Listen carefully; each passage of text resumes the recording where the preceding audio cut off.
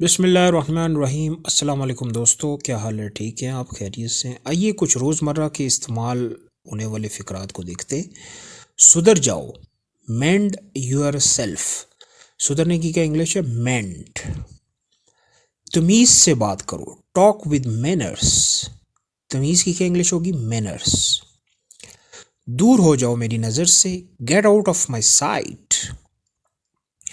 हिम्मत है तो ऐसा करके दिखाओ, do it if you are bold enough. इसने पैसे दे मारे, ही शोव्ड द मनी। जुबान संभाल कर बात करो, वॉच योर माउथ।